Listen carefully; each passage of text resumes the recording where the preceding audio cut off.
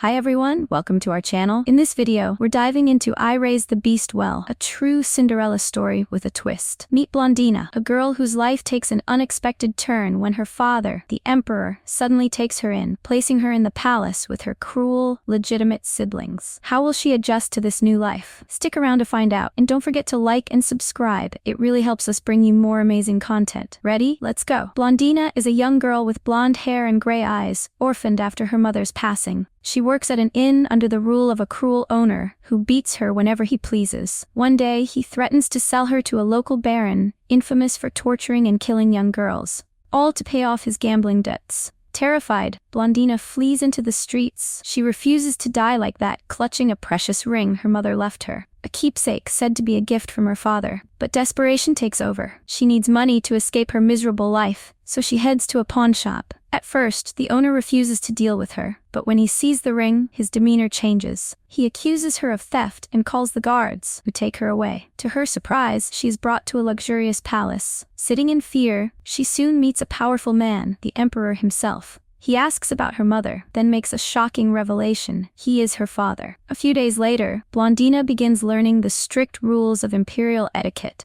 One morning, she is summoned to a tea party with the emperor, where he introduces her to her half-siblings, Lart and Adelaide. He also coldly reminds her of the fabricated story they created to explain her sudden appearance, claiming she had been frail and recovering in another kingdom all this time. After the tea party, Lart corners her in the corridor, spewing insults. But instead of cowering, Blondina confidently fires back, humiliating him. Furious, Lart grows aggressive, but Adelaide steps in to stop the scene. She looks down on Blondina with contempt, but Blondina simply smiles and walks away, uninterested in their petty games. On her way back to her room, she hears a soft meowing. Curious, she follows the sound and finds a small black kitten. But to her shock, the little creature suddenly speaks in a human voice. "I'm not a cat." Blondina isn't fazed. Instead, she notices the kitten's injured leg and quickly connects it to a broken branch nearby. As she observes, she also spots two more mysterious cats lurking in the shadows. Blondina scolds the cats for bullying their injured friend,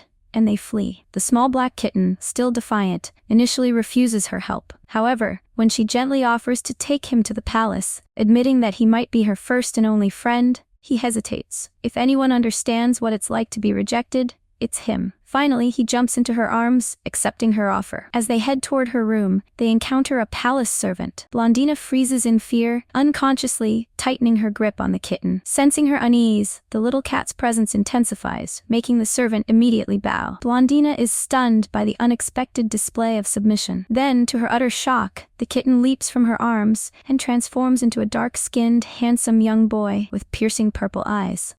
The servant, visibly trembling, recognizes him instantly. The black leopard, the cruelest of them all. Not wanting to linger, the boy impatiently asks the purpose of this encounter. The servant hands Blondina a royal bracelet, a gift from the emperor, before hurriedly leaving. Blondina stares at the mysterious boy, but instead of being impressed by his presence, she remains clueless. This frustrates him. How could she not recognize his greatness? With a huff, he shifts back into a cat, allowing her to carry him once more. Once they arrive in her room, he finally reveals his name, Amon. By the time Blondina finishes tending to his injured leg, night has fallen. Rather than leave, Amon casually decides to stay, curling up beside her in bed. He explains that his kind, divine leopards, usually despise humans, seeing them as nothing more than foolish traitors. But Blondina, she is different. As they talk, he warns her never to touch the mysterious stone embedded in his forehead. From that day on, Amon finds every excuse imaginable to visit the lonely princess. Elsewhere in the palace, the emperor is growing desperate. He is searching for someone with blonde hair, golden eyes, with the power to command the divine leopards. Blondina, despite her blonde hair, has gray eyes. He recalls her mother, a woman who perfectly matched these features, yet possessed no power. Despite this, the emperor had fallen deeply in love with her.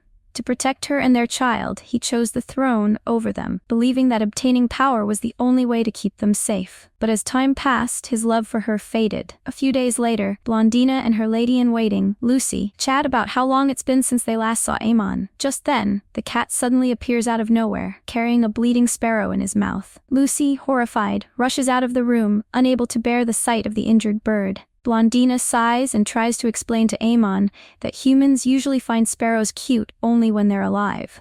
Unbothered, Amon glances at the motionless bird and casually commands the bird to get up, or he will make his death a reality. To Blondina's amazement, the sparrow suddenly revives. The tiny bird flutters up, turns to the princess, and begins to speak, explaining to the princess that he stayed still because of Amon's sharp teeth. Blondina asks how he can talk. The bird explains that it's because Amon shared some of his power. Since the sparrow has no name, Blondina decides to call him Magetto, to his absolute delight. Later, Amon expresses interest in watching an archery contest to analyze human weapons. However, he needs to stay anonymous. Blondina playfully tries to put a beanie on his head to cover his transformation stone, but he refuses. Though he could go in his human form, he prefers his leopard form to avoid any complications. At the contest, the emperor arrives with Lart and Adelaide, completely ignoring Blondina. He then announces the beginning of the hunt. After a while, Amon grows bored, so Blondina suggests they explore the trees instead. As she admires the scenery, an arrow suddenly whistles past her ear. She freezes in terror, while Amon, enraged, turns toward the shooter. Lart arrogantly approaches, mocking them. But Amon has had enough. He lunges at Lart, transforming midair, and pins him to the ground beneath his powerful claws. Lart struggles, but Amon only presses harder, his weight crushing the prince's chest and neck. Lart gasps, begging for mercy. But Amon doesn't budge. Blondina steps in. She acknowledges that Lart deserves punishment, but death is too much. After one last warning, Amon releases the trembling prince and turns back to Blondina, asking if they should head back to the palace. Furious and humiliated, Lart later complains to Adelaide, but instead of siding with him, she scolds him for his recklessness, pointing out how his actions could have damaged their reputation. Still, she reassures him with a smirk. She will personally avenge him. Determined, Adelaide marches to the emperor's office. She expresses frustration over how the divine leopards roam freely, making the imperial family seem weak. The emperor listens, then considers her as a potential heir. He tells her about the legend of the golden-eyed blondes, descendants of Barahan, heir of the first god, and the only ones capable of defeating the divine leopards. He then encourages Adelaide to find them and bring them to the palace, so she can one day become empress. Meanwhile, in Blondina's room, Amon plays with a ball of yarn, while Magetto playfully pesters him. Jokingly, Amon threatens to eat either Blondina or Lucy in reprisals for their lack of consideration. Blondina laughs but protests, saying she probably wouldn't taste good since she grew up eating nothing but junk. Amon inquires about what happened and if it's related to her fear of big, bulky men. Blondina hesitates. She isn't ready to talk about it yet. Later, Blondina prepares to attend a grand palace ball hosted by the emperor. She arrives alone and immediately becomes the target of whispers and rumors. People gossip about her dress, her lack of friends, and her strange presence. The emperor notices and encourages Lart and Adelaide to include their sister. Reluctantly, they comply, but when they join their friends, they deliberately switch to a language Blondina doesn't understand, just to mock her. Adelaide then condescendingly offers to let Blondina join the conversation. Blondina, unimpressed, fires back sassily, saying that even if she had something to brag about, she wouldn't stoop to their level. Instead, she turns and leaves, preferring fresh air over their shallow games. While Adelaide wonders how she could have understood the conversation, Philip, a young Marquess, seems really interested in Blondina. Sitting alone on a bench, Blondina reflects that she doesn't need to understand their words to know exactly what they were saying. As she bites into a piece of pie, she exclaims loudly about how delicious it is. Suddenly, a wild Amon appears, stealing the pie right out of her hands. Blondina laughs and hugs him tightly, feeling infinitely happier in his company than with the other humans. The next day, Blondina learns how to play chess with Lucy. Their lesson is interrupted when a servant announces an unexpected visitor, Marquess Philip. Philip arrives at Blondina's room, looking somewhat defiant. She isn't entirely sure why he's here until he presents her with gifts, tea flowers, and a brooch. He explains that his family offered one to each princess of the empire, so Adelaide received one as well. He then extends an invitation to his upcoming birthday party. However, this entire interaction infuriates Amon. The jealous leopard immediately tries to break the gifts, shattering the tea flower pot, and even lunges at Philip's leg, attempting to bite him. Philip leaves. Meanwhile, Amon demands to know why this human is acting so familiar with her. Blondina, flustered, tries to come up with an explanation but is just as confused as Amon. In the end, she calms him down by hugging him, making his tail flick in irritation. Still sulking, Amon asks if she is really planning to go to this human's party. Blondina sighs. She admits she can't avoid social gatherings forever, but at the same time, she's sick of being ridiculed for her lack of imperial knowledge. Seeing her frustration, Amon unexpectedly offers to teach her Old Artesian, the language Adelaide and Lart used to mock her. Blondina is intrigued but also skeptical about how he plans to write and teach her with those paws. Amon then transforms into his human form. Blondina freezes, her face turning red. Sensing her flustered reaction, Amon plays along, enjoying her discomfort, as he effortlessly writes Old Artesian characters for her to learn. Blondina, still trying to recover, shyly admits that she's illiterate. It's not an immediate problem, but she knows it will be in the long run. Without hesitation, Amon turns to Lucy and asks her if she can teach Blondina how to read Standard Artesian. A few days later, Blondina sits by a fountain in the palace gardens, studying a note Amon wrote. She stares at the words, struggling to read them when suddenly, the Emperor appears. He casually reads the note over her shoulder before sitting beside her and asks her if she is adjusting well to the palace. He then comments on how much she resembles her mother, speculating about her life after he left. Blondina corrects him. Her mom never loved anyone else but him, despite her knowing that he would leave them to fulfill his duty. Back in her room, Lucy informs Blondina that Philip has sent another invitation. His birthday party is planned the same day, and Blondina, feeling more confident in Old Artesian, finally decides to attend. However, when Amon offers to accompany her in human form, she refuses. This triggers him. Blondina quickly reassures him that her decision has nothing to do with him being a beast. He calms down, so to distract him, Lucy dangles a ball of yarn. Amon falls for it. At the party, Blondina greets Philip, but immediately notices Adelaide and Lart nearby. They eye the brooch pinned to her dress, the exact same one Adelaide is wearing. Adelaide's expression darkens. She glares at Philip and in Old Artesian, commands him to never invite her again if she is to attend. Then, with a venomous smile, she insults Blondina, backed up by Lart. But Blondina isn't having it. She responds in perfect Old Artesian, humiliating Adelaide in front of everyone. Lart gapes in shock and asks how she learned it, to which she reminds him that she is an imperial princess too. Adelaide, furious and humiliated, storms out of the party, Lart following behind. Unfortunately for her, her carriage breaks down. Furious, she screams at Lart, who awkwardly tries to comfort her. Inside, Blondina apologizes to Philip for the commotion. She calmly explains that she is used to their nasty behavior, and she has no interest in challenging Adelaide's position in society. She only wishes to live humbly and peacefully. But Adelaide refuses to understand. To prevent further trouble, Blondina politely asks Philip not to invite her again. Philip watches her, feeling his heart suddenly race. Back in her room, Blondina asks Lucy and Magetto about the history between humans and divine leopards. At first, both are dumbfounded by her ignorance, since it's common knowledge. But eventually, they begin to explain. Blondina listens intently as Lucy and Magetto explain the long history between humans and divine leopards. For centuries, the two sides fought meaningless battles until they finally agreed on a fragile truce. However, 500 years ago, a descendant of Baharan appeared, a human with a terrifying ability to control all divine leopards. Under his command, the leopards were nearly exterminated. It wasn't until a black leopard rose up and killed Baharan's descendant that the bloodshed ended. In the aftermath, both sides, shaken by their losses, forged another peace treaty. As Blondina processes this dark past, a servant enters the room, holding a stunning bracelet. It's a gift. The letter attached is from Marcus Philip. Later that day, Philip departs to another country to study. Seated in his carriage, his mind drifts back to the princess drooling. He remembers how direct and confident she is despite her origin. He plans to come back to her after his studies to marry her, trusting the fact that he is the best catch for her,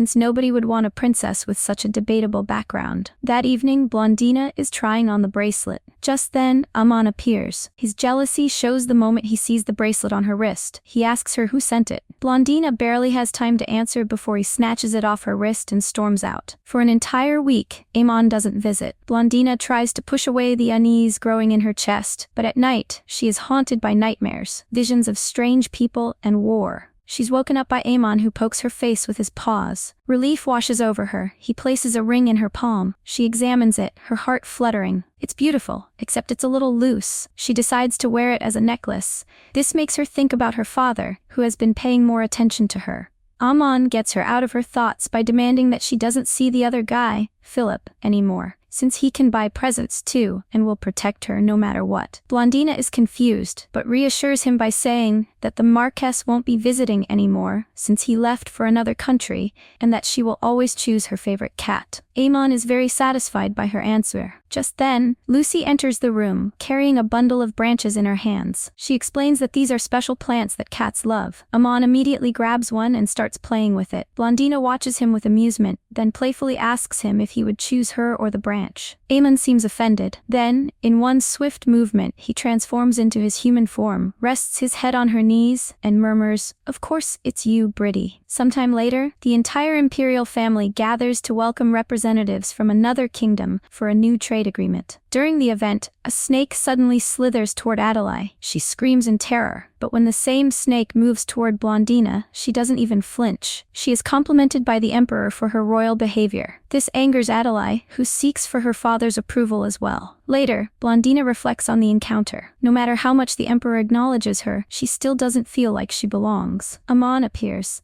Her mood instantly brightens as she pulls him into a tight embrace. A noble from the visiting kingdom approaches, striking up a conversation about the palace gardens. At one point, he reaches out a hand toward her. Blondina tenses, but then, a small black snake emerges from his sleeve, curling affectionately around her. The noble smiles warmly. He explains how glad he is to be able to exchange with a pet lover. Before she can respond, Amon's jealousy shows up again and he tries to beat the poor snake. On another day, still in the palace gardens, Lart rides by on horseback. He spots Blondina and Lucy standing together. For some reason, his gaze lingers not on Blondina, but on Lucy. Lart is scolded by the Empress for his behavior at a tea party. Earlier, two of the invitees basically made an indirect attack on Lart for not mastering the basics of Etesian skill, so Lart threw some tea at them. After being scolded, he wanders into the garden, still angry at how he's been treated by high society. There, he overhears Lucy arguing with a servant. The servant insists that working under Blondina is pointless, that she has no power, no authority, and will never amount to anything. But Lucy refuses to leave. Lart watches in silence. He cannot help but relate to his own situation. People will always try to reach out for their own benefit and stab you in the back once they consider you worthless. But he doesn't understand why Lucy stays loyal to Blondina. That evening, during an imperial dinner, he finds himself stealing glances at Lucy. Later that night, he still can't stop thinking about her. This desperates him since he needs to be with someone with enough power to secure his access to the throne. He cannot afford to fall for the daughter of a declining noble family. In the garden, Lucy and Blondina chat about an upcoming horseback riding competition. Blondina admits she has never ridden a horse before. Determined, Lucy takes her to a training area where riders practice. Not far away, Lart notices them. His eyes land on Lucy, and to his horror, he blushes. Amon is not impressed and makes some moves to get some compliment, confusing Blondina about his intentions. She wonders if he's only trying to impress Lucy, but the moment is interrupted by a loud scream. Lart has fallen off his horse, spraining his ankle. Feeling utterly pathetic, the ladies rush to help him. He tries to stand proudly but falls again. He is caught by Lucy, who then asks him to sit so she can perform first aid on his ankle. Lart looks incredibly embarrassed and shy during the whole process. He yells at her to leave him alone, but she doesn't listen and helps him walk. Later that night, Lart reflects on the incident. He recalls his father's teachings. A good emperor doesn't fall in love, but he can't control his feelings. Fast forward to a few years later, Lucy and Blondina have grown up into stunning young women, while Amon remains the same cute cat in his familiar form. Blondina can't help but wonder if Amon ever ages at all. When she tries to play with him, he races away to chase Magetto instead. She notices a troubling shift. For some time now, Amon has barely let her touch him, almost as if he likes someone else. One morning, before the sun rises, Lucy enters Blondina's room to wake her up, but as she approaches, she freezes. She notices an intruder by her side. The man turns to face her. She recognizes the gemstone on his forehead. It's Amon, in his human form. He's a grown man and hot as hell. A few days later, Amon lays in the grass in his cat form. He's soon joined by Great Elder Aisha of the Divine Leopard clan, who comes to discuss his coming-of-age ritual and the decision about who will act as his observer. Amon explains that, as the firstborn of the leader of the Divine Leopards, he wishes to choose the Emperor's firstborn, Blondina, for the role, not only because he likes her, but also as a reminder to humans of who is truly in charge. Elder Aisha makes a comment about the ceremonial duel that will decide the new leader. She warns him to be careful, urging him not to kill his opponent, as the previous black leopard had done. Amon almost feels insulted by this statement. He assures her that he will never be like them. At the imperial palace, the emperor and empress sit together, discussing the leopard clan's invitation to the upcoming ceremony. The empress makes a joking comment about not having to worry about her own children attending, but her words are met with a death glare from her husband, as Blondina is also his child and needs to be considered as such. Blondina enters the room just in time to hear the conversation and is informed of the invitation. Without hesitation, she accepts the invitation to attend the ceremony, despite the risks it may entail, and leaves. Meanwhile, Adela is also informed of the invitation. She doesn't take it well at all. Still convinced that Blondina is trying to upstage her, she demands that her servant keep a close watch on Blondina's every move and to report anything suspicious, since she wants to teach her a lesson. Back in Blondina's room, she and Amon are sealing letters to be sent to Lucy. She asks him why he didn't tell her before about the ceremony and if there is anything she needs to prepare or do in order to not make any mistakes. Amon, proudly reassuring her that he'll manage everything. The way he speaks reminds her of what commoners say during a marriage proposal. The mention of marriage, however, triggers a sudden embarrassment in Amon. She explains it is because Lucy and her have reached a marriageable age, and this information seems to interest Amon. Blondina is irritated at his reaction, convinced that the situation excites him only because of Lucy. Meanwhile, Amon is talking to himself about a possible marriage with Blondina. She tries to steer the conversation back to the ritual, asking him when it will take place. He tells her that it will be in 3 days. The day of the ritual arrives. As Blondina prepares to leave, the emperor comes to see her off, wishing her a safe journey. His behavior confuses her, leaving her wondering during the whole carriage ride. When Blondina finally reaches the forest, she's welcomed by 2 young leopards, both of whom will also participate in the ritual. Their cheerfulness makes Blondina smile. That night, the ceremony begins. The 3 candidates face their observers, and Blondina is utterly mesmerized by the sheer magnitude of the ritual. Fear creeps into her, as she realizes she's the only human among these powerful beings. The elder announces the end of the ceremony, and Amon approaches her. When Blondina falls to her knees, it hits her. Amon is truly a member of the Divine Leopard clan. In that moment, she feels so insignificant in comparison to the power and grandeur of his world.